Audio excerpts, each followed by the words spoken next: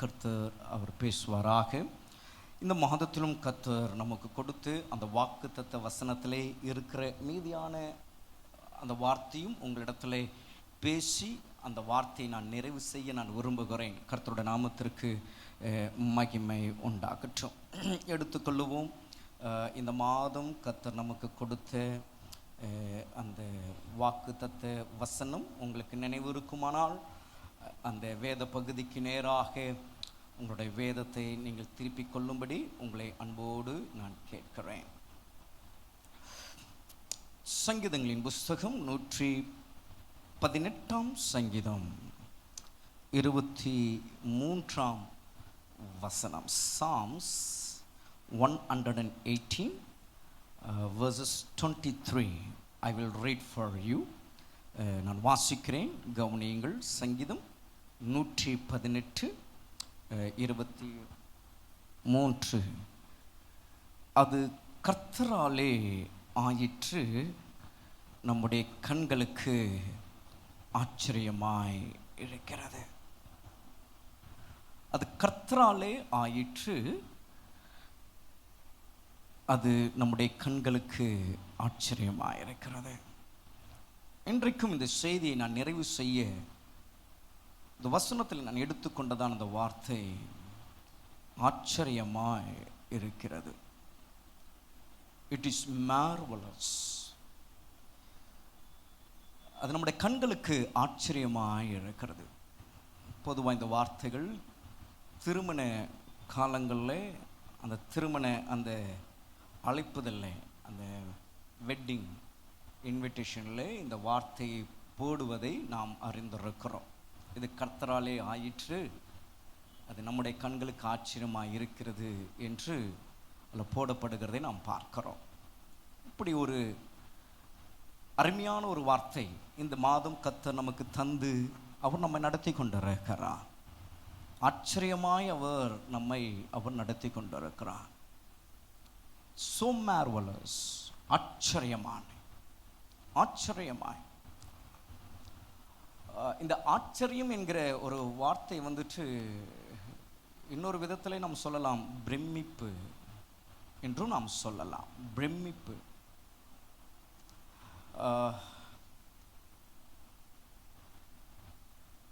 ஆகூர் என்கிற ஒரு மனுஷன் தன்னுடைய அனுபவத்தில், தன்னுடைய வாழ்க்கையில் அவர் யோசித்ததில் ஒரு 3 காரியத்தை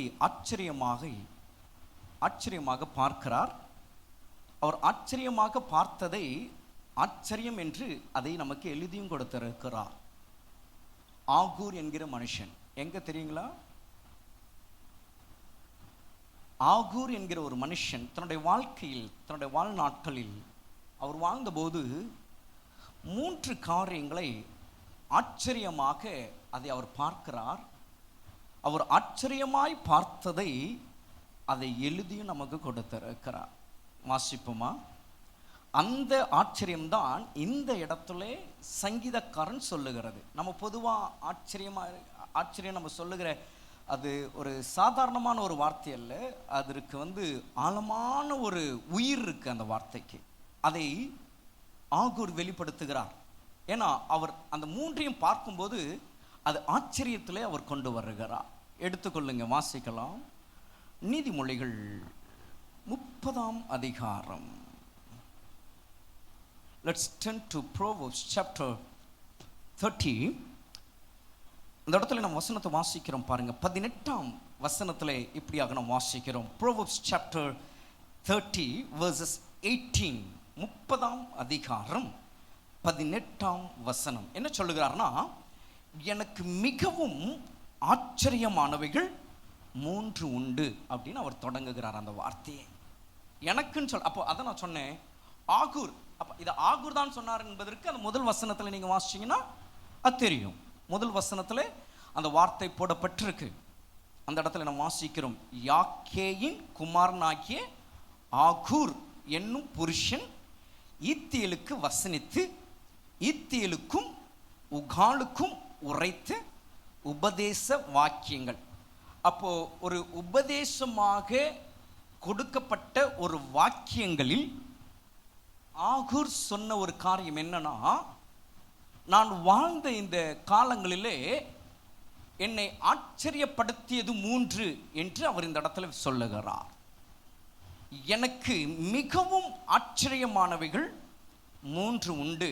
அடுத்தது 2வது சொல்றாரு, என் புத்தி கெட்டாத 4 உண்டு அப்படின்னு அவர் சொல்றார். நமக்கு அந்த 2வது நமக்கு இம்பார்ட்டன்ட் அல்ல. இப்போ நமக்கு அந்த மேலே அந்த முதல் வரியிலே சொல்லப்பட்ட காரியங்கள் அது என்ன எனக்கு மிகவும் ஆச்சரியம் என்று அவர் சொல்லுகிறார். அதை நீங்க பார்த்தீங்கன்னா 19ஆம் வசனத்துல நாம் பார்க்கும்போது, if you see the verses 19, it says like this.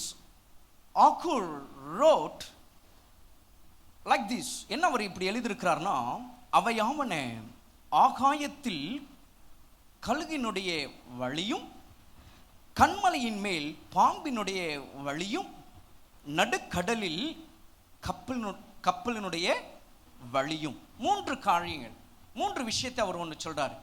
ஆகாயத்திலே கழுகு, அதனுடைய வழி. 2வது சொல்றாரு கண்மலை, அப்ப கண்மலையின் மேல் பாம்பினுடைய வழி. 3வது சொல்றாரு கப்பல், அப்ப நடுக்கடலிலே கப்பலினுடைய வழி. இது 3ம் எனக்கு மிகவும் ஆச்சரியம் என்று இந்த இடத்துல ஆகூர் சொல்றார்னா, அது ஆச்சரியம்தான். யாருக்காவது நம்மளால் அதை யோசித்து பார்த்து இது இப்படிதான், இதுதான் இதனுடைய வழி என்று ஒருவராலுமே தீர்மானிக்க முடியாது. கர்த்தருடைய நாமத்திற்கு மகிமை உண்டாகட்டும். இன்றைக்கு இந்த ஃப்ளைட் கண்டுபிடிச்சு, இன்றைக்கு இந்த ஃப்ளைட் எல்லாம் ஒரு இடத்தை விட்டு இன்னொரு இடத்திற்கு சொல்லப்படுகிற அந்த இடத்திற்கு அது சரியாய் போகுதுன்னா, எதை வைத்து இந்த ஃப்ளைட் எல்லாம் கண்டுபிடிச்சு இன்றைக்கு அனுப்புகிறாங்கன்னா, இந்த பறவைகளை வைத்து தான், அந்த கழுகினுடைய இந்த வழியை வைத்து தான். கழுகு போகுது, சரியாய் அது திரும்பி வருகிறது. அதை புறாவோ இல்லாவிட்டால் மற்ற பறவைகளோ இருக்கட்டும், அவைகளை கொண்டு இன்றைக்கு ஆராய்ச்சியாளர்கள் கண்டுபிடித்து ஒரு விஷயத்தை நமக்கு பயன்படும்படி அதை கண்டுபிடிக்கிறாங்க. இன்றைக்கு டெக்னாலஜி எல்லாம் வளர்ந்து, அப்போ உண்மையிலேயே இதை நம்ம பார்க்கணும்னா ஆச்சரியம். நடுக்கடல்ல கப்பல் போகிற வழி திசையில அது போகுது தெரியாது, ஆனால் அது கொடுக்கப்பட்டிருக்கிற இல்லாவிட்டால் போய் சேர வேண்டிய இடத்திற்கு அந்த போய் சேருதுன்னா அது ஆச்சரியம். கண்மலையிலே பாம்பினுடைய வழி, கண்மலை நமக்கு தெரியும், எல்லாம் ஒரே மாதிரியா இருக்கும். பாறைகள் எங்கெங்கயோ ஒரு சில இடத்துல கேப் ஓட்டையா இருக்கும். இதற்கு இது ஒன்றுக்கொன்று வித்தியாசம் அவ்வளவாய் தெரியாது. ஆனால் அதிலே பாம்பினுடைய வழி சிறையாய் போய் அது சிறையாய் வருகிறது. பாம்பினுடைய வழி, இதை இந்த இடத்துல ஆகூர் என்ன சொல்றாருன்னா ஆச்சரியம். Yes, it's really, it's marvelous. It's marvelous. ஒரு இடத்தை கண்டுபிடித்து அந்த இடத்திற்கு ஒன்றை அனுப்ப வேண்டும் என்றால், ஒரு இடத்தை கண்டுபிடித்து அது போய் திரும்ப வர வேண்டும் என்றால் அது ஆச்சரியம். இன்றைக்கும் பார்த்தீங்கன்னா நம்முடைய நாட்டிலே, நம்முடைய தமிழ்நாட்டிலே சில காலங்கள் மாறும்போது இந்த பலருக்காடுன்னு சொல்றாங்க, வேடந்தாங்கலாம் சொல்றாங்க. அந்த இடத்திற்கெல்லாம் வெளிநாட்டு பறவைகள் வந்து போகுதுன்னு சொல்றாங்க. ஆஸ்திரேலியாவிலேருந்து வருது. ஆஸ்திரேலியாவுக்கும் இந்தியாவுக்கும் எவ்வளோ மைல் தூரம். சரியாய் அது வந்து இங்கே தங்கி இருந்து அது தன் காரியங்கள் எல்லாம் முடித்து சரியாய் தன்னோட நாட்டிற்கு போகுது. அப்ப அதனுடைய வழி, இப்போ நம்ம ஒரு ஊருக்கு போறோம், தெரியாத ஒரு ஊருக்கு நம்ம போறோம் அப்படின்னா பக்கத்திலே நம்ம எடுத்துக்கோமே, காஞ்சிபுரத்திற்கு போறோம், காஞ்சிபுரத்துல ஒரு ஊருக்குள்ள போறோம்னு நினைச்சிங்க, தெரியாத ஒரு ஊருக்குள்ள போறோம். போகும்போதே நம்ம என்ன பண்ணுவோம், சில அடையாளங்களெல்லாம் வச்சுக்கிட்டு போவோம். ஏன்னா அதே அடையாளத்தை வச்சு நம்ம திரும்பி வரணும். இந்த பறவைகளை கவனிச்சு பாருங்க, என்ன அடையாளத்தை வச்சுட்டு அது வருது இங்க இந்தியாவுக்கு. எதை நம்பி இந்தியாவுக்கு வந்து அது இந்தியாவிலே, தமிழ்நாட்டிலே, சென்னையிலே, பலவர்காட்டிற்கு வந்து திரும்ப முடிச்சு திரும்ப அதே மாதிரி ஆஸ்திரேலியாவுக்கு அது போகுது அப்படின்னா, நியூசிலாந்து போகுதுன்னா ஆச்சரியம். It's marvellous, marvellous. கர்த்தருடைய நாமத்திற்கு மகிமை உண்டாகட்டும். அப்ப இந்த இடத்துல ஆகூர் சொல்லுகிறார், இது மூன்றும் எனக்கு ஆச்சரியம், ஆச்சரியமா இருக்கு. எப்படி போகுது, எப்படி போய் சேருது, எப்படி திரும்பி வருது, அதனோட வழி எப்படி, எந்த வழியை அது வைத்து எதை அது அறிந்து அது போகிறது, ஆச்சரியம். கர்த்தருடைய நாமத்திற்கு மகிமை உண்டாவதாக. ஒன்று, புரிந்து கொள்ள முடியாத ஒன்று நம்முடைய கண்களிலே அதை நாம் பார்க்கும்போது அதுதான் ஆச்சரியமானது. ஹல்லேலூயா. அதை நாம் புரிந்து கொள்ளவே முடியாது. இன்றைக்கும் ஃப்ளைட்லாம் பறக்குது தானே, ஷிப்லாம் போகுது தானே, அந்த அவங்களுக்கு இருக்கிற அந்த கம்ப்யூட்டரைஸ்ட் அந்த வே, அந்த அவங்களுக்கு கிடைக்கிற அந்த மேப்பு சிக்னல் கட் ஆச்சுன்னா அது என்னாச்சு, முடிஞ்சு. அவங்க அந்த மேப் அந்த சிக்னலை வச்சு தான் என்ன பண்றாங்க, அதிலே ஃபாலோ பண்றாங்க. அந்த சிக்னல் அவங்களுக்கு கட் ஆச்சுன்னா எங்க எப்படி போகணும்னு அவங்களுக்கு தெரியாது. அப்போ கொஞ்சம் யோசிச்சு பாருங்க, ஆச்சரியமானது, அதை புரிந்து கொள்ள முடியாது, ஒருவரும் புரிந்து கொள்ள முடியாது. கர்த்தருடைய நாமத்திற்கு மகிமை உண்டாகட்டும். அப்படியாய் ஒரு ஆச்சரியமான ஒரு காரியத்தை கர்த்தர் இவைகளுக்கெல்லாம் செய்திருக்கிறார்னா, கழுகுக்கு ஒரு வழியை கர்த்தர் ஆயத்தப்படுத்தி அது நம்முடைய பார்வைக்கு அது ஒரு ஆச்சரியமா இருக்கும்படி கர்த்தர் வைத்திருப்பார்னா, கண்மலையிலே பாம்புக்கு ஒரு வழியை கர்த்தர் வைத்து அது நம்முடைய கண்களுக்கு அது ஒரு ஆச்சரியமாய் கர்த்தர் அதை வைத்திருப்பாரானால், நடுக்கடலிலே கப்பல்களுக்கு ஒரு வழியை கர்த்தர் ஆயத்தப்படுத்தி நம்முடைய கண்களுக்கு ஒரு ஆச்சரியத்தை ஏற்படுத்துவார் இருப்பாரானால், உங்கள் வாழ்க்கையிலும் என் வாழ்க்கையிலும் அவைகளுக்கு மேலாக செய்ய அவர் உண்மையுள்ளவர். அவர் நமக்கு அந்த வழியை அவர் ஆயத்தப்படுத்தி வைத்திருக்கிறார். எத்தனை பிரதி விசுவாசிக்கிறீங்க? அது ஆச்சரியமானவை, அது ஆச்சரியமானவை. இவைகளை பார்க்கிலும், இந்த மூன்றையும் பார்க்கிலும் நீங்களும் நானும், வேதம் சொல்லுகிறது, என் அப்பன் இயேசு சொல்லுகிறார், விசேஷித்தவர்கள்.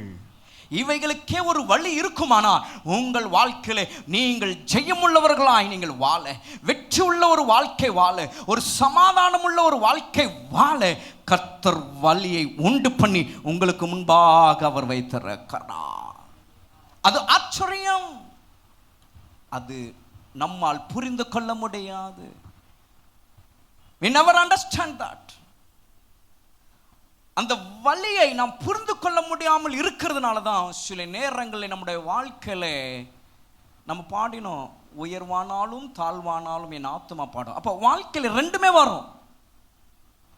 சந்தோஷமான நாட்களும் வரும், எஸ் ஆப்போசிட், ஆசீர்வாதங்களும் வரும், நன்மையும் வரும். இப்படி எதிரும் புதிருமாக நம்முடைய வாழ்க்கையில வரும்போது நம்மால் இது ஏன் என்று நம்மால் புரியாத ஒரு வாழ்க்கை நாம் வாழுகிறோம். ஆனால் நம்முடைய தேவனாகிய கர்த்தர் நம்முடைய வாழ்க்கையிலே வழியை அவர் உண்டு பண்ணி ஆயத்தப்படுத்தி நமக்கு முன்பாக வைத்திருக்கிறார். அது ஆச்சரியம். அது நம்மளால புரிந்து கொள்ள முடியாது, நம்மளால புரிந்து கொள்ள முடியாது.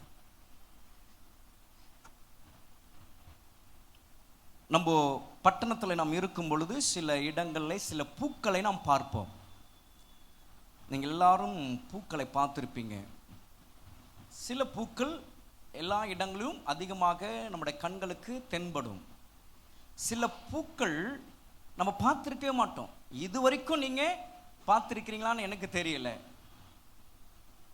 நான் பார்த்துருக்கிறேன்னா நான் தெரியல. ஆனால் ஒரு வாய்ப்பு எனக்கு கிடைத்தது. கொடைக்கானல் அந்த மலை பிரதேசத்திற்கு போகும்போது பொதுவாக நம்ம ஒரு டூரிஸ்ட் ஸ்பாட் வரைக்கும் நம்ம என்ன செய்வோம், போயிட்டு அந்த இடத்த பார்த்துட்டு வந்துடுவோம். ஆனால் சில இடங்களில் தடை செய்யப்பட்ட இடம்னு ஒன்று இருக்கும், பார்த்துருப்பீங்க. போனவங்களுக்கு தெரியும், போகாதவர்கள் போனீங்கன்னா பார்ப்பீங்க.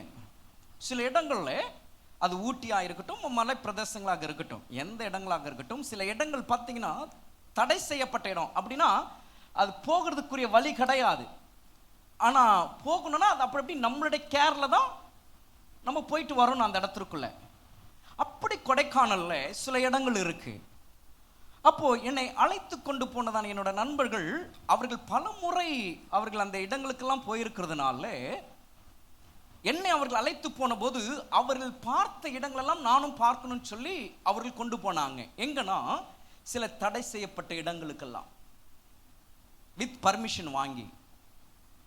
அப்போ ஒரு குறிப்பிட்ட ஒரு டூரிஸ்ட் ஸ்பாட்ல நம்ம போய் பார்க்கிற அந்த இடத்திலே நாம் பார்க்கிற காரியங்களுக்கும் அதுவும் நம்மளை சந்தோஷப்படுத்துறது தான், அதுவும் நம்மளை ஒரு மகிழ்ச்சிக்குள்ள நம்மளை கொண்டு போகிற ஒரு ஸ்பாட் தான். ஆனா சில இடங்கள் இருக்கு தடை செய்யப்பட்ட இடம்னு. அப்படி ஒரு இடத்திற்குள்ள நான் போய் பார்த்தபோது அந்த இடத்திற்குள்ளே போக போக அங்க இருக்கிறதான அந்த மரங்கள் இல்லாவிட்டால் அந்த மரங்கள்ல அந்த செடிகள்ல இருக்கிறதான அந்த பூக்கள் பார்த்தீங்கன்னா பட்டணத்தில் நம்ம எங்கேயுமே அதெல்லாம் பார்க்க முடியாது. ஒரே பூல 6 விதமான கலர்கள் உண்டு. ஒரே பூ பலவிதமான கலரை உடைய, இப்படி வகை வகையான உலகத்துல இப்படியெல்லாம் கர்த்தருடைய சிருஷ்டிப்பு இருக்குமா? ஆனால் அவைகள் எல்லாம் ஒரு மறைவில் இருக்கு. நாம் உலகத்தில் பார்க்கிற ஒரு சில பூக்கள் தான் நம்முடைய கண்களுக்கு தெரியுது.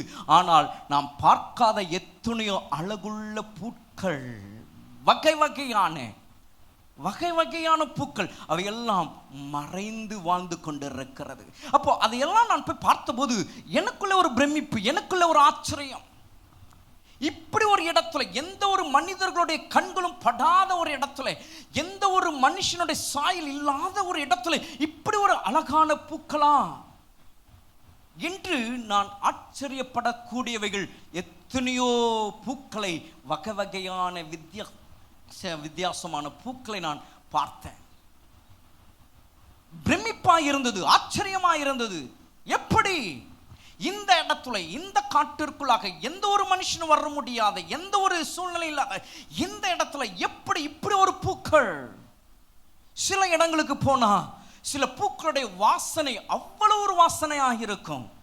எங்கேயோ இருக்கிற அந்த பூக்களுடைய வாசனை நமக்கு தூரத்திலேயே அது தென்படும். அது கிட்ட போய் பார்க்கலாம் போனா அதனுடைய அந்த பூக்களுடைய அந்த வடிவமைப்பு, கர்த்தருடைய அந்த சிருஷ்டிப்பை பார்க்கும்போது ஓ ஆச்சரியமானவைகள்.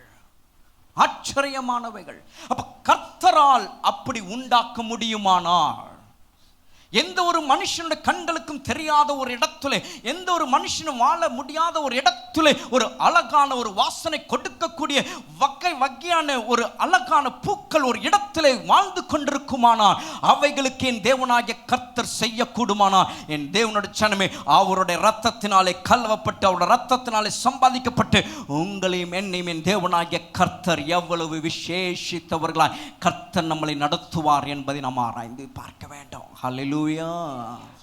ஆச்சரியமானவைகள். அதே போலதான் நாம் இந்த பட்டணத்தில் சில வகை பறவைகளை தான் நாம் பார்க்கிறோம்.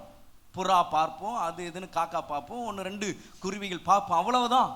ஆனால் அதே நீங்கள் மலை பிரதேசத்திற்கு போய் பாருங்க, அதே போல் மனிதர்கள் இல்லாத இடங்களில், மனிதன் வாழாத இடங்களிலே, அந்த மலை பிரதேசங்களை, அந்த காற்றுக்குள்ளே போய் பாருங்க, ஒரு இனிமையான ஒரு சத்தம், வகை வகையான வித்தியாசமான பறவைகள் வாழ்ந்து கொண்டிருக்கிறது. அதுல ஒரு சில பறவைகளை நான் பார்த்தபோது அதனுடைய அந்த அதிகாலை அந்த 4 மணியிலிருந்து அந்த 4:30 மணிக்குள்ளாக, இல்லாவிட்டால் ஒரு 5 மணிக்குள்ளாக அவைகள் கர்த்தரை துதிக்கிற அந்த பாடலுடைய அந்த இனிமையான அந்த சத்தத்தை கேட்கும்போது, அந்த பறவை என்ன, அது எங்க இருந்து பாடுகிறது, எங்கிருந்து அந்த சத்தம் வருகிறது என்று கேட்கும்போது அது நமக்கு ஆச்சரியத்தை உண்டு பண்ணுகிறது. அந்த சத்தமெல்லாம் இன்றைக்கு நம்முடைய பட்டணத்தில் நாம் கேட்க முடியாது. ஏனென்றால் அந்த பறவைகள் நம்முடைய பட்டணத்தில் இல்லை. ஆச்சரியத்தை உண்டு பண்ணக்கூடிய, நம்மளை பிரமிக்க செய்யக்கூடிய பறவைகளை கர்த்தர் உருவாக்கி எங்கேயோ ஒரு இடத்துல கர்த்தர் அதை வாழ வைத்து கொண்டிருக்கிறார். ஆனால் என் அன்புக்குரிய தேவனுடைய ஜனமே, அவரை விசுவாசித்து அவரில் அன்பு கூறுகிற அவருடைய சொந்த ஜனங்கள் உங்களை என் தேவனாகிய கர்த்தர் எப்படியாய் அவர் நடத்துவார். அவைகளை காட்டிலும் நீங்கள் விசேஷமானவர்கள். கர்த்தர் உங்களை அவர் ஆச்சரியமாய் நடத்த அவர் உண்மையில் அவராயிருக்கிறார். அவர் ஆச்சரியமாய் நடத்த அவர் உண்மையில் அவராயிருக்கிறார். அப்ப இந்த இடத்துல ஆகூர் சொன்னது போல அவருக்கு ஆச்சரியத்தை உண்டு பண்ணின ஒரு 3 காரியங்களை போல வேதத்துல ஆச்சரியமானவைகள் ஒரு 3 விஷயத்தை நான் காட்ட விரும்புகிறேன். இந்த இடத்துல சங்கீதக்காரன் சொன்னார் அல்லவா, அது நம்முடைய கண்களுக்கு ஆச்சரியமா இருக்கிறது, புரிந்து கொள்ள முடியாதவைகள். அந்த ஆச்சரியமான காரியங்களை கர்த்தர் இந்த நாட்களிலே அவர் உங்கள் வாழ்க்கையிலே ஆச்சரியப்படும்படியாக கர்த்தர் செய்ய அவர் உண்மையிலவராக இருக்கிறார். அப்ப வேதத்திலே ஒரு 3 காரியங்கள் ஆச்சரியமானவைகள், அதை புரிந்து கொள்ள முடியாது. அது இது எப்படின்றது நமக்கு புரியாது. அப்படி ஒரு 3 ஆச்சரியமான காரியங்கள் வேதத்தில் நடந்திருக்கு. அதை நான் காட்ட போகிறேன். எடுத்துக்கொள்வோம். முதலாவது ஒரு காரியத்தை 2 சாமுவேல் 1ஆம் அதிகாரம், பிரைஸ் காட், 26ஆம் வசனம். 2 Samuel chapter 1 verses 26 I will read. 2 Samuel 1ஆம் அதிகாரம் 26ஆம் வசனத்தை நான் வாசிக்கிறேன். என் சகோதரனாகிய யோனத்தானே, உனக்காக நான் வியாகுலப்படுகிறேன். நீ எனக்கு வெகு இன்பமாயிருந்தாய். உன் சிநேகம் ஆச்சரியமாய் இருந்தது. ஸ்திரீகளின் சிநேகத்தை பார்க்கிலும் அதிகமாய் இருந்தது. அந்த வசனத்தை பார்த்தீங்களா? எவ்வளவு ஒரு அந்த வார்த்தை எழுதப்பட்டிருக்குன்னு. யோனத்தானை பார்த்து ஆப்போசிட்ல ஒருத்தர் சொல்றாரு. யாருங்க அவரு? சொல்லுங்களேன், யார் சொல்றது இந்த வார்த்தை? இந்த வார்த்தையை யார் சொன்னது? யாரு? தாவீது. தைரியமா சொல்லுங்க, தாவீது. மற்றவர்கள் தெரிந்து கொள்ளுங்க. உலகத்துல எத்தனையோ ஸ்நேகங்கள் இருக்கு, ஃப்ரெண்ட்ஷிப்னு சொல்றாங்க. ஆனா இந்த இடத்துல தாவீது சொல்றார் பாருங்க, யோனத்தானை பார்த்து, என் சகோதரனாகிய யோனத்தானே, ரத்தம் சம்பந்தமானவர் அல்ல, உடன் பிறந்த சகோதரன் அல்ல, சவுலுடைய குமாரன் இந்த யோனத்தான். இந்த யோனத்தானை பார்த்து தாவீது சொல்லுகிறார், என் சகோதரனாகிய யோனத்தானே, உனக்காக நான் வியாகுலப்படுகிறேன். ஏன் வியாகுலப்படுகிறேன் இந்த இடத்துல சொல்றாருன்னா, நீங்க அதற்கு முன்னாடி இருக்கிற அவருடைய ஹிஸ்டரியை நீங்க படிங்க. ஆனா இதுல நம்ம எடுத்துக்கொள்ளுகிற வார்த்தை என்ன அப்படின்னு நீங்க பாத்தீங்கன்னா, நீ எனக்கு வெகு இன்பமா இருந்தாய், உன் சிநேகம் எப்படியா இருந்தது? எப்படியா இருந்தது உன் சிநேகம்? ஏன் இதை அப்படி சொல்றாரு? அது அடுத்த வார்த்தையை படிச்சீங்கன்னா, ஸ்திரீகளின் சிநேகத்தை பார்க்கிலும் அதிகம். அப்படின்னா என்ன? உலகத்தில் லவ்வர்ஸ்ன்னு சொல்றாங்க, ஒரு ஆண் ஒரு பெண், ஒரு பையன் ஒரு பொண்ணு, அதுதான் ஒரு ஸ்நேகம் சொல்றாங்க. அப்படிதானே? அதுதான் லவ்வர்ஸ்ன்னு சொல்றாங்க. அப்போ ஒரு பையன் ஒரு பொண்ணு மேல் வைக்கிற அந்த ஸ்நேகத்தை பார்க்கலாம். அதான் அந்த இடத்துல தாவீது சொல்றார், ஸ்திரீகளின் ஸ்நேகத்தை பார்க்கலாம். ஒரு பெண் மேல் வைக்கிற அந்த ஸ்நேகத்தை பார்க்கலாம். நீ ஏன் மேல வச்ச ஸ்நேகம் ஆச்சரியமா இருக்கு. ஏன்? ஒரு விஷயம், இந்த யோனத்தானுடைய தகப்பனாகிய சவுல் யாருக்கு எதிரியா இருக்கிறாரு? தாவீதுக்கு எதிரியா இருக்கிறார். கொல்லணும்னு பார்க்கிறாரு, சாகடிக்கணும்னு டைம் பார்த்துக்கிட்டு இருக்கிறாரு. தாவீது ஒருத்தர் இருக்கிறான் அப்படின்ற ஒரு ஹிஸ்டரியே இல்லாம ஆக்கணும்னு அவர் பார்த்துட்டு இருக்கிறார், டைம் பார்த்துட்டு இருக்கிறாரு. சங்கீதத்துல எத்தனையோ சங்கீதங்கள் தாவீது தான் கடந்து போன பாதைகளை அவர் எழுதி வைத்திருக்கிறதை நாம் பார்த்திருக்கிறோம். எத்தனையோ தலைப்புகள்ல அவர் அதெல்லாம் குறிப்பிட்டு அதை நமக்கு கொடுத்திருக்கிறார். அப்படி ஒருத்தர் வகை தேடிக்கொண்டிருக்கிற ஒருவருடைய மகன் யார் மேல சிநேகமா இருக்கிறாராம்? தாவீதின் மேல. அப்ப எப்படி இருக்கும்? அப்போ யோனத்தான் தாவீதின் மேல சிநேகம் வைக்கிறதுல பிரச்சனை கிடையாது. ஆனா தாவீது வைக்கணும்ல, அதுதானே ரொம்ப யோசிக்க வேண்டிய ஒரு விஷயம்.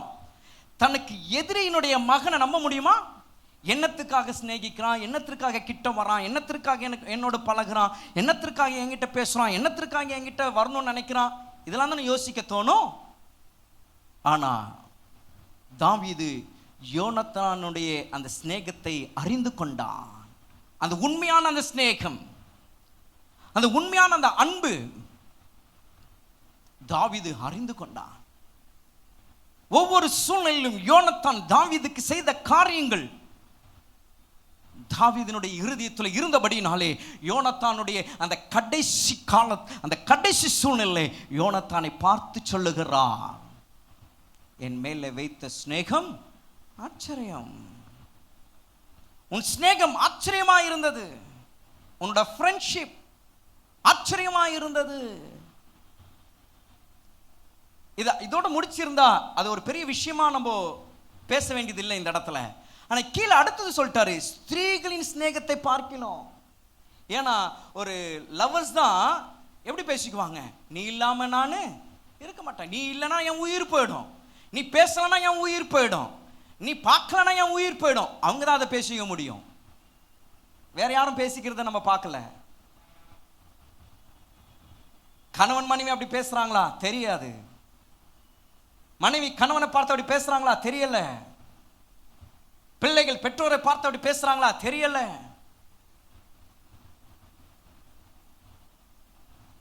ஆனா ரெண்டு பேர், ஒரு ஆண் பெண் விரும்புகிறவர்கள் பேசுகிறத நம்ம அறிந்திருக்கிறோம், கேட்டிருக்கிறோம். அப்போ அந்த சிநேகத்தை பார்க்கலாம். தாவீது சொல்லுகிற அந்த சிநேகத்தை பார்க்கலாம். நீ என் மேல வச்ச சிநேகம் ஆச்சரியமா இருக்கு. நீ என் மேல வச்சிருந்த அந்த சிநேகத்தை நான் பார்க்கும்போது அது எனக்கு ஆச்சரியம். ஏன்னா புரிந்து கொள்ள முடியல. didn't recognize, புரிந்து கொள்ள முடியல. didn't understand, புரிந்து கொள்ள முடியல. அப்ப அந்த சிநேகம் எப்படி இருந்திருக்கும் யோசிச்சு பாருங்களேன். ஒரு மனிதனுடைய சிநேகம் ஆச்சரியப்பட வைக்கக்கூடியதா இருக்குன்னா அந்த மனுஷன் யோனத்தானுடைய வாழ்க்கை தாவீது மேல் எப்படி இருந்திருக்கும், எப்படி இருந்திருக்கும்? புரிந்து கொள்ள முடியாத ஒரு ஆச்சரியத்துல தாவீதை கொண்டு போகக்கூடிய ஒரு சிநேகம் யோனத்தானுக்குள்ளாக இருந்தது என்றால் அது ஆச்சரியப்படக்கூடியதாக அது இருக்குமானால், என் அன்புக்குரிய தேவனுடைய சனமே, இதை போன்று உங்கள் வாழ்க்கையிலும் புரிந்து கொள்ள முடியாத ஒரு ஆச்சரியமானவைகளை உங்கள் கண்கள் காணும்படி கர்த்தர் செய்ய ஒரு உண்மையுள்ளவராக இருக்கிறார். அது எந்த இடத்துல, எங்கே, யார் மூலமாக, அது எப்படி நாம் அறியோம். ஆனால் தாவீதின் மேல் யோனத்தானுடைய சிநேகம் ஆச்சரியப்படக்கூடியதாக இருக்குமானால், அதை புரிந்து கொள்ள முடியாத ஒரு சிநேகமாய் அது இருக்குமானால், உங்கள் வாழ்க்கையிலும் இந்த நாட்களில் உங்கள் கண்கள், நம்முடைய கண்கள் ஆச்சரியப்படும்படியாக கர்த்தர் அவர் செய்ய அவர் உண்மையிலவராக இருக்கிறார். அதை நாம் புரிந்து கொள்ள முடியாது, ஒருவராலும் புரிந்து கொள்ள முடியாது. எத்தனை பேர் அதை விசுவாசிக்கிறீங்க? அப்படிப்பட்ட ஒரு ஆச்சரியமானவைகள் உங்களோட வாழ்க்கையை கர்த்தர் செய்யும்படியாக இருக்கிறார், செய்யும்படியாக இருக்கிறார். ரெண்டாவது ஒரு காரியத்தை நம்ம பார்க்கலாம், புரிந்து கொள்ள முடியாத ஒரு ஆச்சரியம். வேதத்தில் நம்ம பார்க்கும்போது லூக்கா 4ஆம் அதிகாரம்,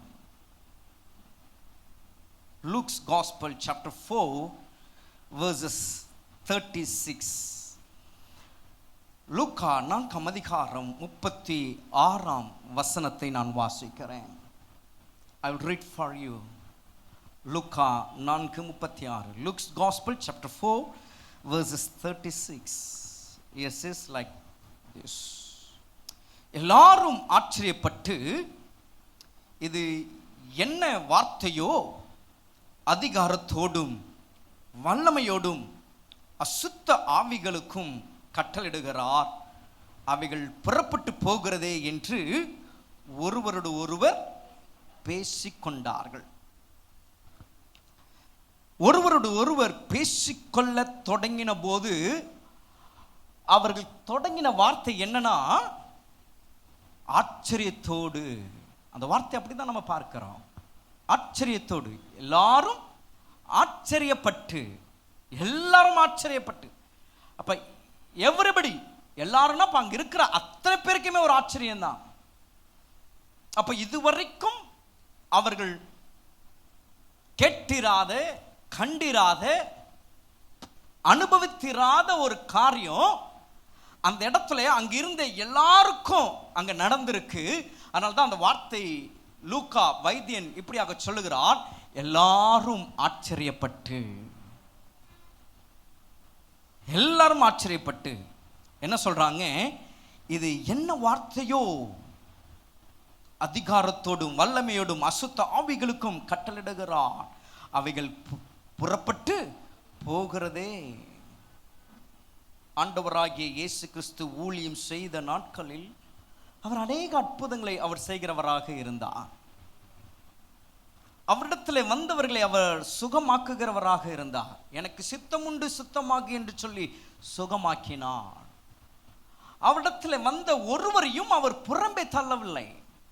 வந்த யாவரையும் அவர் குணமாக்கினார் என்று பார்க்கிறோம். குருடர்களுக்கு அவர் பார்வையடைய செய்தார், செவிடர்களை கேட்க செய்தார், முடவர்களை அவர் நடக்க வைத்தார், சப்பானிகளை அவர் அவர் நடக்க அவர் குணமாக்கினார், திமிரவாதக்காரர்களை அவர் குணமாக்கினார். இப்படி அவரிடத்தில் வந்த யாவரையும் அவர் அற்புதங்களை செய்து கொண்டுதான் இருந்தார். இன்னொரு பக்கம் அவருடைய உபதேசங்கள், அவருடைய போதகங்கள் இவைகளும் போய்கொண்டுதான் இருக்கு. அவர் கிராமங்களுக்குள்ளாக போகும்போது, பட்டணங்களுக்குள்ளாக போகும்போது, கடலை ஓரமாக அவர் போகும்போது ஜனங்களுக்கு அவர் உபதேசித்து கொண்டுதான் இருந்தார். ஆனால் இந்த இடத்துல வரும் பொழுது ஜனங்கள் ஒரு காரியத்தை பார்த்து ஆச்சரியப்படுகிறார்கள். ஆச்சரியத்திற்குள்ளாக ஜனங்கள் போகும்படி ஒரு காரியம் அந்த இடத்துல நடக்குது. அது என்னன்னா அவருடைய வார்த்தையினால். அதனால தான் அந்த இடத்துல அவங்க மென்ஷன் பண்றாங்க, இது என்ன வார்த்தையோ, இது என்ன வார்த்தையோ. அப்புறம் இதுக்கு முன்னாடி அவர் பேசவே இல்லையா? அவரோட வாயிலிருந்து வார்த்தை வரலையா? எல்லாம் வந்தது, எல்லாம் வந்தது, வந்து கொண்டுதான் இருந்தது. ஆனால் அப்பொழுதெல்லாம் மக்களுக்கு ஆச்சரியத்தை உண்டு பண்ணாத ஒரு காரியம் இந்த இடத்துல எல்லாரும் ஆச்சரியப்படும்படியாக அவரோட வாயிலிருந்து அந்த வார்த்தை புறப்பட்டிருக்குன்னா அந்த வார்த்தை எவ்வளவு எப்படிப்பட்டதா இருக்கும்னு கொஞ்சம் யோசிச்சு பாருங்க. அப்ப அந்த வார்த்தையே புரிந்து கொள்ள முடியாது, புரிந்து கொள்ள முடியல. ஏன் அப்படின்னா இதுவரைக்கும் அவர் செஞ்சது, அவங்க பார்த்ததெல்லாம் ஒரு பெரிய ஆச்சரியத்திற்குள்ளாக கொண்டு போனதே இல்லையோ. ஆனால் இந்த இடத்துல அவரோட வார்த்தையினால் நடந்த காரியம் அங்க இருந்த எல்லாரையும் ஆச்சரியப்படுத்தியது. ஏன் என்ன அங்க அந்த சம்பவத்தில் நம்ம பார்க்கிறோம், அதிகாரத்தோடும் வல்லமையோடும் அசுத்த ஆவிகளுக்கு என்ன செஞ்சாராம்? கட்டளையிட்டார். மக்கள் பார்க்கிறாங்க, அசுத்தாவி பிடித்த மக்களை பார்க்கும்போது இவர்களுக்குள்ள அசுத்தாவிதான் என்பது அவர்களுக்கு தெரியல. ஆனால் இவர் ஒரு காரியத்தை செய்யும் போது, அசுத்த ஆவி என்பதை புரிந்து கொள்ளும் போது, அதை அறிந்து கொள்ளும் போது, அந்த ஆவிகள் இவருடைய அதிகாரத்திற்கு, இவருடைய வல்லமைக்கு, இவருடைய கட்டளைக்கு புறப்பட்டு போகுதே என்று ஆச்சரியப்பட்டாங்க. இது எப்படிங்க நடக்குது? இது எப்படி நடக்குது? ஆச்சரியம், புரிந்து கொள்ள முடியல. அவருடைய வார்த்தையை புரிந்து கொள்ள முடியல, அவருடைய வார்த்தையை அறிந்து கொள்ள முடியல. ஏன்னா நடக்கிற காரியத்தை பார்க்கும்போது அவங்கள என்ன யோசிச்சிருப்பாங்க? நம்ம சொன்னா நமக்கு நடக்குமா? நம்ம பேசினா நடக்குமா? நம்ம இப்படி பண்ணா நடக்குமா? ஆகவே அவர்களுக்கு அவர் சொன்ன அந்த வார்த்தையிலே ஒரு ஆச்சரியத்தை உண்டு பண்ணினது. புரிந்து கொள்ள முடியல. அப்படிப்பட்டதான ஒரு ஆச்சரியத்தை ஏற்படுத்தக்கூடிய ஒரு காரியத்தை என் அப்பன் இயேசு அங்கே இருக்கிறதான ஜனங்களுக்கு முன்பாக கர்த்தர் அங்கே செய்கிறார். தம்முடைய வார்த்தையின் மூலமாக கர்த்தர் செய்கிறார். ஒரு வார்த்தை அவர் அதிகாரத்தோடு வல்லமையோடு சொல்லும்போது அசுத்த ஆவிகள் மறு வார்த்தை ஒன்றும் செய்யாமல் புறப்பட்டு போகுதுன்னா அன்றைக்கு அது அவர்களுக்கு ஆச்சரியம்தான். அன்றைக்கு அது அவர்களுக்கு பிரமிக்கக்கூடிய ஒன்றுதான். இன்றைக்கும் நாம் எதிர்பார்க்க முடியாத, புரிந்து கொள்ள முடியாத ஒரு காரியம் நம்முடைய வாழ்க்கையில், நம்முடைய குடும்பத்தில் நடக்கும்போது அது நம்மளை எவ்வளவு பிரமிக்கத்தக்க வைக்குதோ, அது நம்மளை எவ்வளவு ஆச்சரியத்திற்குள் ஆக்குகிறதோ, அதே போலதான் அன்றைக்கு அவர்களுக்கு நடந்தது. ஆனால் என் அன்புக்குரிய தேவனுடைய சனமே, புரிந்து கொள்ள முடியாத அந்த ஆச்சரியமான காரியங்களை செய்தவர், தம்முடைய வார்த்தை கொண்டு அன்றைக்கு செய்தவர், இன்றைக்கு இந்த சத்தத்தை கேட்டுக்கொண்டிருக்கிற உங்கள் ஒவ்வொருடைய வாழ்க்கையிலும், இந்த சத்தத்தை கேட்டுக்கொண்டு இதை பார்த்து கொண்டிருக்கிற உங்களுடைய வாழ்க்கையிலும் என் அப்பன் இயேசு உங்களுடைய கண்கள் காணும்படி ஆச்சரியமானவைகளை செய்ய அவர் வல்லவராயிருக்கிறார். விசுவாசிங்க. Just believe him. Just believe. விசுவாசிங்க அவரை. Just put your trust on him. உங்களோட நம்பிக்கை அவர் மேல் வைங்க. அவர் காரியங்களை அவர் வாய்க்க செய்வார். இந்த இடத்துல ஒரு வார்த்தையினால் ஒரு அசுத்த ஆவிகள் புறப்பட்டு போக அது ஜனங்களால் புரிந்து கொள்ள முடியாதபடிக்கு ஒரு ஆச்சரியத்தில் ஆழ்த்துமானால் உங்கள் வாழ்க்கையிலும் என் தேவனாகிய கர்த்தர் அவர் செய்ய அவர் போதுமானவராயிருக்கிறார். போதுமானவர். உங்களோடு கூட அவர் பேசிக்கொண்டிருக்கிறார். அவர் போதுமானவர். எத்தனை பேர் விசுவாசிக்கிறீங்க? நீங்க உங்களோட வாழ்க்கையில இவர் போதுமானவர் நீங்க நம்புனீங்கன்னா, இவர் போதுமானவர் என்கிற ஒரு விசுவாசம் உங்களுக்குள்ள இருந்துச்சுன்னா, நிச்சயம் வார்த்தையினால் அன்றைக்கு ஜனங்களை ஆச்சரியப்படுத்தினவர் உங்களுடைய கண்கள் ஆச்சரியப்படும்படியாக உங்களோட வாழ்க்கையிலும் கர்த்தர் செய்ய அவர் வல்லவராயிருக்கிறார், உண்மையுள்ளவராயிருக்கிறார்.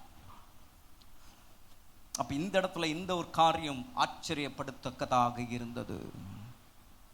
மூன்றாவது ஒரு விஷயத்தை நான் காண்பித்து நான் செபிக்க நான் விரும்புகிறேன்.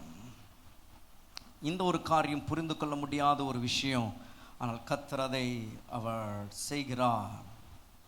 எடுத்துக்கொள்ளுங்க, பார்க்கலாம். வெளிப்படுத்தின விசேஷம் 15ஆம் அதிகாரம் 3ஆம் வசனம் நான் வாசிக்கிறேன். The book of Revelation chapter 15 verses 3 I will read for you. வெளிப்படுத்தின விசேஷம் 15ஆம் அதிகாரம் 3ஆம் வசனம். அவர்கள் தேவனுடைய ஊழியக்காரனாகிய மோசேயின் பாட்டையும் ஆட்டுக்குட்டியானவருடைய பாட்டையும் பாடி, சர்வ வல்லமையுள்ள தேவனாகிய கர்த்தாவே, தேவரீருடைய கிரியைகள் மகத்துவமும் ஆச்சரியமுமானவைகள், பரிசுத்தவான்களின் ராஜாவே, தேவருடைய வழிகள் நீதியும் சத்தியமானவைகள். இங்கே மூன்றாவது ஒரு காரியத்தை ஆச்சரியமாக தோன்றக்கூடிய, ஆச்சரியமாக பார்க்கக்கூடிய, ஆச்சரியமாக நம்மளால் புரிந்து கொள்ள முடியாத ஒரு விஷயம் இந்த இடத்துல நடக்கிறதாக இந்த இடத்துல யோவான் நமக்கு எழுதி கொடுத்திருக்கிறார். என்ன வாசிச்சோம் இந்த இடத்துல? அவர்கள் தேவனுடைய ஊழியக்காரனாகிய மோசேயின் பாட்டையும் ஆட்டுக்குட்டியானவருடைய பாட்டையும் பாடி, சர்வ வல்லமுள்ளவருடைய தேவனாகிய கர்த்தாவே, தேவருடைய கிரியைகள் மகத்துவமும் ஆச்சரியமானவைகள். அப்ப அதுல வார்த்தை என்ன? தேவருடைய கிரியைகள் மகத்துவம் எப்படியா? ஆச்சரியம். ஆச்சரியம். சரி, இது போகிறதுக்கு முன்னாடி மேல இருக்கிற அந்த வார்த்தையை நம்ம கொஞ்சம் பார்த்துடலாம். என்ன சொல்லப்படுது? மோசேயினுடைய பாட்டு. அடுத்தது யாருடைய பாட்டு? ஆட்டுக்குட்டியானவருடைய பாட்டு. இந்த பாட்டை தெரிஞ்சு வச்சிருக்கிறீங்களா? பரலோகத்தில் என்ன பாட்டு தான் பாடுறாங்க? அப்ப பரலோகத்தில் என்ன பாட்டு தான் பாட போறாங்க? யாருடைய பாட்டை தான் பாட போறாங்க? வசனம் தெளிவா சொல்லிருக்கு. யாரோட பாட்டை பாடினாங்க? ஃபர்ஸ்ட் யாரோட பாட்டு? மோசேயினுடைய பாட்டும் ஆட்டுக்குட்டியான. அப்போ மோசேயினுடைய பாட்டு இருக்கு பைபிள்ல. ஆட்டுக்குட்டியானவருடைய பாட்டு அங்க பைபிள்ல தெரிஞ்சு வச்சிருக்கீங்களா? நம்ம இங்க பெர்க்மான் சாயோட பாட்டு தெரிஞ்சு பாடிக்கிட்டு இருக்கிறோம். பாஸ்டர் ஜான் ஜெபராஜ் பாஸ்டரோட பாட்டு தெரிஞ்சு பாடிக்கிட்டு இருக்கிறோம். பென்னி ஜான் ஜோஷுவா, இப்படி பலருடைய பாடுகள், எண்ணற்றவர்களுடைய அவர்கள் இயற்றின பாடல்கள்லாம் நம்ம பாடிக்கிட்டு இருக்கிறோம். ரொம்ப சந்தோஷம். ஆனால் பரலோகத்தில் யாரோட பாட்டு பாடுதான்? மோசேயினுடைய பாட்டும். இதை நீங்கள் கற்று வச்சிருக்கிறீங்களா? பரலோகத்தில் போயிட்டு நம்ம வேற பாட்டெல்லாம் பாடுற மாதிரி சொல்லலை. நம்மளுக்கு இந்த இடத்துல எவிடன்ஸ் சொல்ல, நமக்கு எவிடன்ஸாக கொடுக்கப்பட்டிருக்கிறது 2 பேர்த்தோட பாட்டு இந்த இடத்துல பாடப்படும். இந்த பாடின்னு இங்கே இருக்கு. ஒன்று மோசே. அப்போ மோசேனோட பாட்டு இருக்கு இல்லை? அப்போ மோசே பாடின பாடல்கள் இருக்கு பைபிளில்.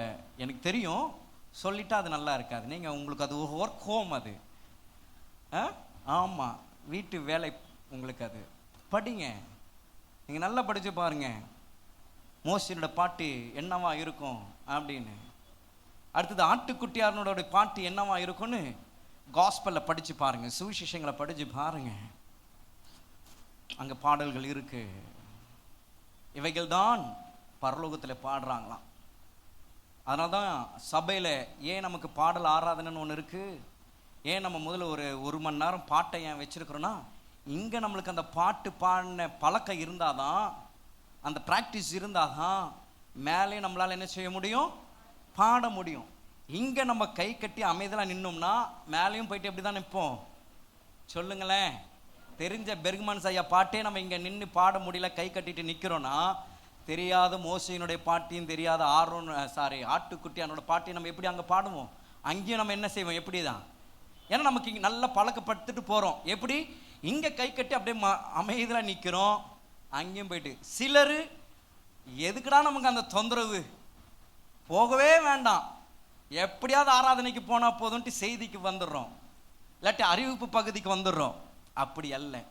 சபையில் கர்த்தர் நமக்கு ஒரு பாடல் ஆராதனை வைத்திருக்கிறார்னா, அது கர்த்தரை உயர்த்துகிறதற்காக நமக்கு கர்த்தர் ஏற்படுத்தி தந்திருக்கிற நல்ல ஒரு பிளசண்டான ஒரு டைம், வர்ஷிப் டைம், ஆராதனை நேரம். விட்டுறாதீங்க.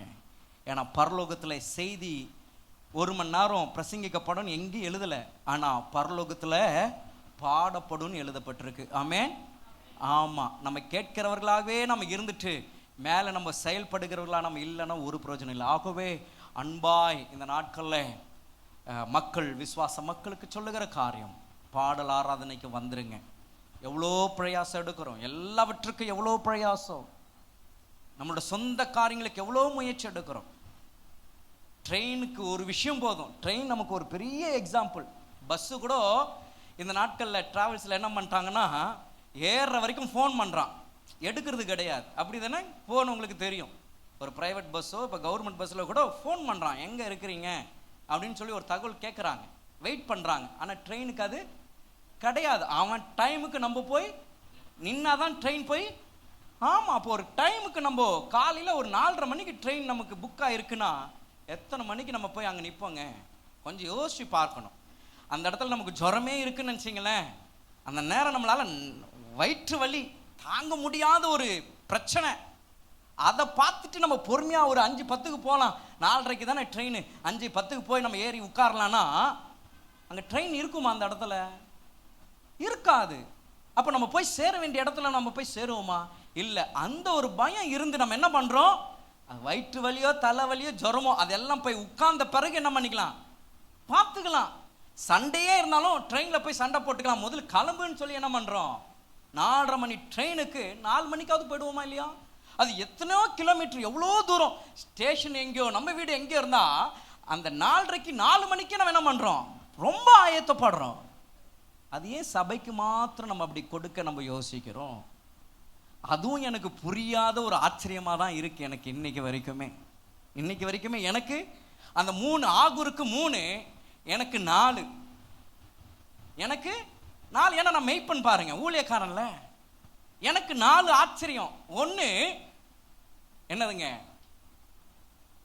முதலாவது என்னது, ஆகாயத்தில் கழுகுனுடைய வலி எனக்கு ஆச்சரியம். 2வது மலையிலே பாம்பினுடைய வலி எனக்கு ஆச்சரியம். 3வது சொல்லுங்க, நடுக்கடல்ல கப்பலுடைய வலி எனக்கு ஆச்சரியம். 4வது எனக்கு என்ன ஆச்சரியம்னா, ஏன் சபை மக்கள் பாட்டு ஆராதனை வேண்டான்னு சொல்றாங்க, ஏன் அதற்கு வர மாட்டாங்கன்னு எனக்கு இன்னைக்கு வரைக்குமே புரியாத ஒரு ஆச்சரியமா தான் இருக்கு. something it's marvelous for me. Why people, our believer, not come and attending for this worship, to singing and glorifying our God? இன்றைக்கு எனக்கு ஆச்சரியம் தான் இருக்கு. எவ்வளோ பிரயாசம் எடுக்கிறோம். நான் படுத்தது 12, எந்திரிச்சது 2, இங்கே வந்தது 4. கொஞ்சம் யோசிச்சு பாருங்களேன். எதற்காக நான் இவ்வளோ ஆயத்தம்? யாருக்காக? உங்களுக்காக. அந்த அந்த ஒரு வாஞ்சை ஏன் கொஞ்சம் யோசிச்சு பாருங்களேன். இங்கே இதை நான் சொல்லணும்னு இல்லை, இந்த இடத்துல வார்த்தை நமக்கு எழுதப்பட்டிருக்கு. பரலோகத்தில் மோசேயினுடைய பாட்டும் ஆட்டுக்குட்டியானவருடைய பாட்டும் பாடுறாங்கன்னா, பாட்டு ரொம்ப முக்கியங்க. Song is very important.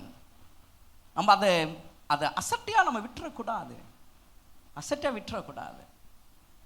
அப்படி இப்போ ஒரு சில இடத்துல நீங்கள் பார்த்துருக்கிறீங்களா அந்த உலகத்தில், மன்னிச்சுக்கிங்க நான் இதை பற்றி நான் பேசுகிறேன்னு, நீங்கள் உங்களோட ஆசீர்வாதத்திற்காக, உங்களோட புரோஜனத்திற்காக தான் நான் பேசுகிறேன். உங்களோட நன்மைக்காக தான். உலகத்தில் இந்த சாங் கொயர்லாம் இருக்குது பார்த்தீங்களா, கொயர்லாம் வச்சு பாடுறாங்கல்ல, அதில் வந்து நம்பர்ஸை காட்டணும்னு சில நேரத்தில் என்ன பண்ணுவாங்கன்னா, ஆட்களை எல்லாம் வாங்கன்ட்டு கூப்பிடுவாங்க, நம்பர்ஸை காமிக்கணும். அதில் பார்த்தீங்கன்னா நல்ல குரலோட, நல்ல ராகத்தோட, நல்ல இனிமையாக அந்த சொரத்தோட, அந்த மெட்டோட பாடுகிறவங்க தான் ஃபஸ்ட்டு 2 லைனில் நிற்பாங்க. எல்லா இடத்துலையுமே ஃபஸ்ட்டு 2 லைன் அவங்க தான் நிற்பாங்க. அதுக்கு அடுத்தடுத்து லைனில் இருக்கிறவங்க ஓரளவுக்கு பாடுறவங்க நிற்க வைப்பாங்க. கடைசி ஒரு ரோ இருக்கும், பாட்டே தெரியாது.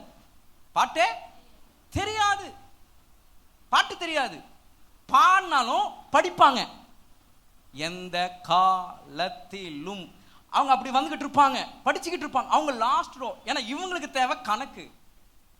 லாஸ்ட் ரோ தெரியாது, மௌனமா நிற்பாங்க. நீங்க சொல்லுவாங்க அந்த கோயில் நடத்துற லீடர், சும்மாவாவது நில்லு, நீ நல்ல உயரமா இருக்கிற பார்க்க நில்லு, போதும், நீ பிரபலம் ஆயிடுவ, நில்லு அப்படின்லாம் சொல்லி இம்ப்ரெஸ் பண்ணி நிற்க வச்சிருவாங்க. அந்த லாஸ்ட் ரோ முன்னாடி இருக்கிறவங்க 2 பேர் தான். அப்படிதாங்க பரலோகத்திலையும் இருக்கும். இங்கே யாரெல்லாம் பாடாமல் அமைதியாக நிற்கிறோமோ, யாரெல்லாம் பாடல் ஆராதனைக்கு வரலையோ, எல்லாரையும் ஆண்டவர் கூப்பிட்டுக்குவார். யாரையும் ஆனால் எங்கே வைப்பார் தெரியுங்களா? நம்ம ஃபர்ஸ்ட் ரோவில் நிற்போமா, நடுவில் நிற்போமா, லாஸ்ட் ரோவில் நிற்போமான்னு உங்கள் கையில் தான் இருக்குது. கொஞ்சம் யோசிச்சுக்குங்க. இது நீங்கள் தான் யோசிக்கணும். ஏன்னா கண்டிப்பாக மேலே பாட்டு இருக்குது. மேலே பாட்டு இல்லாமல் இல்லை, செய்தி இல்லை, பாட்டு இருக்குது.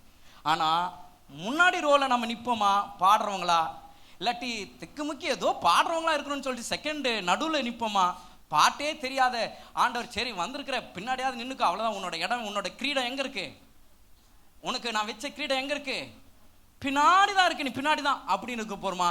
நல்லா பாடி ஆண்டோட கிரீடம் அவருக்கு பக்கத்திலே நான் முன்னாடி அப்படின்ற மாதிரி நம்ம முன்னாடி இருக்க போகிறோமா? திஸ் யுவர்ஸ், இது உங்களோட கையில் இருக்கு. ஆகவே பாடல் ஆராதனை விட்டுறாதீங்க. Don't take it easy. ஆண்டவரை பாடி அவரை புகழுகிற விஷயத்துல தூரமா இருக்காதீங்க. ஜஸ்ட் கம் ஃப்ரண்ட், சீக்கிரமா வாங்க. செய்தி யார் வேணாலும், நீங்க கூட 10 முறை ஒரு வசனத்தை வாசிச்சீங்கன்னா 11வது முறை அந்த வசனம் என்ன சொல்லுதுன்னு சொல்லிடலாங்க. 11 முறை நீங்க ஒரு வசனத்தை வாசிச்சீங்கன்னா 12வது முறை அந்த வசனம் என்ன சொல்லுது நீங்க சொல்லிடுவீங்க. தட் இஸ் மெசேஜ், அதுதான் செய்தி. ஆனால் பாடல் அப்படி அல்ல. அதுல ஒரு அபிஷேகம், அதுல தேவன் மகிமைப்படுகிறவரா இருக்கிறார், தேவன் அதுல உயர்த்தப்படுகிறவரா இருக்கிறார், தேவன் அதுல சந்தோஷப்படுகிறவரா இருக்கிறார். பாருங்க, இந்த இடத்துல தாவீது எத்தனையோ பாடல், ஆனா தாவீதினோட பாடல் இந்த இடத்துல சொல்லப்படல. இஸ்ரவேல் மக்கள் அந்த எகிப்திலிருந்து வெளியே வந்தபோது அவர்கள் பாடினாங்க, அவங்க பாடின பாட்டுன்னு சொல்லப்படல. அன்னால் கர்த்தர் செய்த நன்மை எண்ணி பாடினாங்க, அந்த பாட்டு அந்த இடத்துல வரல. ஆனால் மோசேயினுடைய பாடல் என்று அங்க கொடுக்கப்பட்டிருக்குனா, என் அன்புக்குரிய தேவனுடைய சனமே, ஆட்டுக்குட்டியானோட பாடல் அங்க ஒன்று வைக்கப்பட்டிருக்குனா, பரலோகத்தில் பாடுகிற பாடல்கள் அங்கே இருக்கு. நம்ம பாட வேண்டியவர்களாய் நாம் இருக்கிறோம். ஆகவே பூமியிலே பரிசுத்தவான்கள் நமக்கு அழகா ஏற்றி கொடுத்திருக்கிற அந்த பாடல்களை தேவனை வர்ணித்து அவரை புகழ்ந்து பாட உங்களை அன்போடு கூட நான் அழைக்கிறேன். ஹல்லேலூயா. எஸ், இப்போ நான் அந்த செய்திக்கு நான் வர 3வது ஒரு காரியம் என்ன அப்படின்னா, தேவருடைய கிரியைகள் மகத்துவம் எப்படியா இருக்கா? ஆச்சரியமா இருக்கு. யாராவது அதை புரிந்து கொள்ள முடியுமா? அவருடைய கிரியையை, அவருடைய வேலையை ஆதியாகமம் 1 நம்ம பார்க்கிறோம். ஆதியாகமம் 1 ஆரம்பிக்குது. என்ன ஆரம்பிக்குது? ஆதியிலே தேவன் வானத்தையும் பூமியையும் சிருஷ்டித்தார்னு அங்க ஆரம்பிக்குது அவருடைய வேலை. வெளிப்படுத்தல இந்த 3ஆம் வசனத்திற்கு மேல வரைக்குமே அவரோட வேலை நடக்குது. அந்த 15ஆம் அதிகாரத்தில் அந்த முதல் வசனத்திலிருந்து நான் ஒரு சில வசனங்களை வாசிக்கிறேன் பாருங்க. 1-2 வசனங்களை வாசிக்கிற கவனிங்க. அந்த இடத்துல என்ன வாசிக்கிறோன்னா, பின்பு வானத்திலே பெரிதும் ஆச்சரியமான வேறொரு அடையாளமாகிய கடைசியான 7 வாதைகளை உடைய 7 தூதரை கண்டேன். அவைகளால் தேவனுடைய கோபம் முடிகிறது. மன்னித்துக் கொள்ளுங்கள், கோபம் முடிகிறது. அன்றியும் அக்கினி கலந்த கண்ணாடி கடல் போன்ற ஒரு கடலையும் மிருகத்திற்கும் அதன் சொரூபத்திற்கும் அதன் முத்திரைக்கும் அதன் நாமத்தின் இலக்கத்திற்கும் உள்ளாகாமல் ஜெயம் கொண்டவர்கள் தேவ சுரமண்டலங்களை பிடித்து கொண்டு அந்த கண்ணாடி கடல் அருகே நிற்கிறதையும் கண்டேன். அது உண்மையிலே ஆச்சரியம் தாங்க. அது உண்மையிலேயே ஆச்சரியம். அதனாலதான் கீழே 3ஆம் வசனத்துல வரும் பொழுது வேதம் சொல்லுகிறது, தேவருடைய கிரியைகளும் மகத்துவம் எப்படி ஆயிருக்காம், ஆச்சரியம். அந்த 2ஆம் வசனத்தை நல்லா நீங்க படிச்சு பார்த்தீங்கன்னா உங்களுக்கு நல்லா புரியும். உங்களுக்கு அக்கினி கலந்த கண்ணாடி கடல் போன்ற ஒரு கடலையும் மிருகத்திற்கும் அதன் சொரூபத்திற்கும் அதன் முத்திரைக்கும் அதன் நாமத்தின் இலக்கத்திற்கு உள்ளாகாமல், அப்படின்னா என்னங்க, அதுல சிக்கிக்கொள்ளாமல், அதுல மாட்டிக்கொள்ளாமல், அதுல விழுந்து விடாமல், அதுல போய்விடாமல் தங்களை காத்து கொண்டவங்க என்ன செய்யறாங்களாம், ஜெயம் கொண்டவர்கள் தேவ சுரமண்டலங்களை பிடித்து கொண்டு எந்த இடத்துலயா, எதுல இருந்து தங்களை விலக்கி கொண்டார்களோ, எதற்கு உள்ளாகாமல் இருந்தாங்களோ அந்த கண்ணாடி கடல் அருகே நிற்கிறாங்களாம். இது ஆச்சரியம் தானே? இது ஆச்சரியம் தானே? ஃபார் எக்ஸாம்பிள் சொல்றேன், ஒரு உதாரணத்திற்கு சினிமா தியேட்டர் இருக்கு. சினிமா தியேட்டர்ல ஒரு புது படம், எல்லாருக்கும் யாரையாவது ஒருத்தர் பிடிக்காதான் செய்யும். இல்லைன்னு சொல்லி ஒரு பெரிய போய் யாரும் சொல்ல முடியாது. யாரையாவது ஒருத்தர் பிடிக்காதான் செய்யும். அப்படி உள்ள ஒருத்தர் வருதுன்னு நினச்சிங்க. ஆனால் நம்ம தேட்டரில் போய் படம் பார்க்கக்கூடாது. நம்ம வேதத்தில் நம்ம கற்றுக்கொண்டு ஒருவேளை கிறிஸ்தவ குடும்பத்தில் நம்ம வளர்ந்து தேட்டருக்கெல்லாம் போகக்கூடாது, சினிமாலாம் பார்க்கக்கூடாது, ஆண்டவர் கோபப்படுவார், நம்ம தண்டிக்கப்படுவோம், இப்படிலாம் சொல்லி நம்ம வளர்ந்து அப்படி இருக்கிறோம்னு நினச்சிங்களேன். யாரோ ஏதோ ஒரு வாய்ப்பு வந்து தேட்டர் பக்கம் நம்ம ஏதோ போகிறோம் வரோம், தேட்டரில் அந்த படம் வந்துருக்கு. தேட்டருக்கு வழியிலே தான் நீங்கள் போய் கடந்து போகணும். நீங்கள் அதுலேருந்து உள்ளே போகாமல் தப்பிச்சு வந்துட்டீங்கன்னா சரி. யார் இங்கே இந்த இடத்துல பார்க்க போகிறா? நம்ம வீட்டில் அப்பா பார்க்க போகிறாரா, அம்மா பார்க்க போகிறாங்களா, அக்கா பார்க்க போகிறாங்களா, அங்கிள் பார்க்க போகிறாங்களா? யார் நம்மளை வந்து திட்டுறதுக்கோ சொல்கிறதுக்கோ கடிந்து கொள்றது, யார் இந்த இடத்துல நம்மளை பார்க்க போகிறா? உள்ளே போயிட்டு வரப்போகிறது யாருக்கு தெரியும்னு சொல்லிட்டு உள்ளே போகிறதுக்கும், இல்லை நம்ம பார்க்கவே கூடாது, என்னதான் இந்த மனுஷன் நம்மளுக்கு பிடிச்சிருந்தாலும் நம்ம சினிமா பார்க்கக்கூடாது, தேட்டருக்கு போகக்கூடாதுன்னு சொல்லி எண்ணி அந்த இடத்திலிருந்து உள்ளாக்காம அப்படி வெளியே வந்துட்டா எது பெரிய விஷயங்க? இது ரெண்டுத்துல எது பெரிய விஷயம்? உள்ள போகாம அந்த இடத்தை விட்டு வந்துடுறது பெரிய விஷயம். அதுல நம்மளை ஆச்சரியப்படுத்துறது என்னன்னா, வந்துட்டா பிரச்சனை இல்லை, அது பக்கத்துல ஒரு மணி நேரம் நமக்கு ஒரு வேலை இருக்குன்னு நினைச்சீங்களேன், அங்கதான் நிக்கணும் அப்படின்னு சொல்லி நீங்க அந்த இடத்துல இருக்க வேண்டிய ஒரு சூழ்நிலை வந்து அந்த இடத்துல இருந்துட்டீங்கன்னா அதுதான் பெரிய ஆச்சரியம். ஆமென். போகணும்னு நினைச்சு போறது விஷயம் வேற, ஆனா போகக்கூடாதுன்னு போயிடக்கூடாதுன்னு சொல்லி நின்று அந்த இடத்துல விலகி வந்துறதும் வேற. ஆனா அந்த இடத்துல நம்ம இருக்க வேண்டிய ஒரு கட்டாயத்துல இருந்து உள்ள போகாம நிக்கிறோம் பாருங்க, அதுதான் என்னதுங்க? அது யாராலையும் புரிஞ்சு கொள்ள முடியுமா? புரிந்து கொள்ள முடியாது. அதே தான் இந்த இடத்துல ஒரு காரியம். மிருகங்களும் சொரூபங்களும் அதன் நாமத்தின் இலக்கத்திற்கும் உள்ளாகாமல், அப்ப அதற்குள்ள போக கூடாது. அப்ப இவங்க போகல, அதுல உள்ளாகாம அதை ஜெயம் கொண்டு, ஆனா இப்போ தேவ சுரமண்டலங்களை பிடித்து கொண்டு அந்த இடத்துல போய் நிக்கிறாங்களாம். அது என்ன ஒரு பெரிய ஒரு ஆச்சரியம். என்ன ஒரு பெரிய ஆச்சரியம்! புரிந்து கொள்ள முடியாத ஒரு காரியம். கர்த்தருடைய கிரியை, தேவனுடைய கிரியை புரிந்து கொள்ள முடியாது. என் அன்புக்குரிய தேவனுடைய சனமே, ஆதியிலே அவர் வானத்தையும் பூமியும் உண்டாக்கி தம்முடைய கிரியைகளிலே ஆச்சரியப்படுத்த தொடங்கினவர். ஓ ஹல்லேலூயா! அவருடைய வருகை வரும் மட்டும் அவர் தம்முடைய கிரியைகளிலே ஆச்சரியப்படுத்தி கொண்டிருக்கிறவர். அது நம்மால் புரிந்து கொள்ள முடியாத விதத்திலே அவர் ஆச்சரியத்திலே நடத்தி கொண்டிருப்பார் என்றால், அவருடைய கிரியைகளை ஆச்சரியப்படுத்தக்கூடுமானால், என் அன்புக்குரிய தேவனுடைய சொன்னமே, உங்களோட வாழ்க்கையிலும் கூட உங்களுடைய கண்கள் ஆச்சரியப்படும்படியாக செய்ய, அது புரிந்து கொள்ள முடியாத விதத்தில், ஒருவரும் அறிய முடியாத விதத்தில், ஒருவரும் தெரிந்து கொள்ள முடியாத விதத்தில் அந்த ஆச்சரியமான காரியங்கள் கர்த்தர் உங்கள் வாழ்க்கையில் இந்நாட்களில் கர்த்தர் செய்ய அவர் நல்லவராயிருக்கிறார். அவர் நல்லவராயிருக்கிறார். அவர் நல்லவராயிருக்கிறார். புரிந்து கொள்ள முடியாது.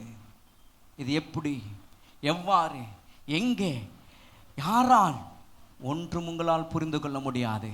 அப்படிப்பட்ட ஒரு ஆச்சரியமான ஒரு காரியங்கள் உங்களுடைய கண்கள் காணும்படி கர்த்தராலே ஆயிற்று என்று சொல்லும்படி கர்த்தர் இதுவரைக்கும் கர்த்தர் நடத்தி வந்திருக்கிறார்.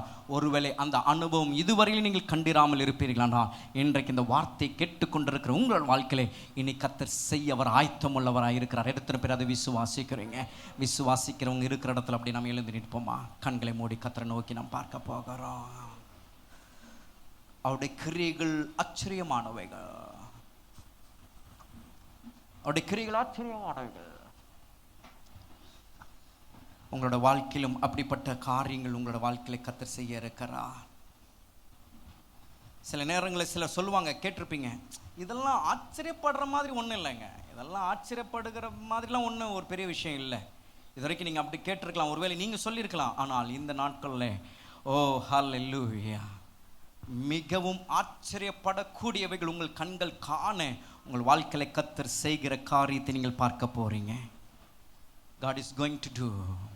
ஆண்டவர் உங்களுக்கு செய்ய போகிறா. விசுவாசிக்கிறீங்க? இந்த வார்த்தைகளுக்கு ஆமென் என்று சொல்லி கர்த்தரை மகிமைப்படுத்துங்க பார்க்கலாம். கர்த்தருக்கு நன்றி என்று சொல்லி கர்த்தரை மகிமைப்படுத்துங்க பார்க்கலாம். ஓ ஹல்லேலூயா, ஹல்லேலூயா.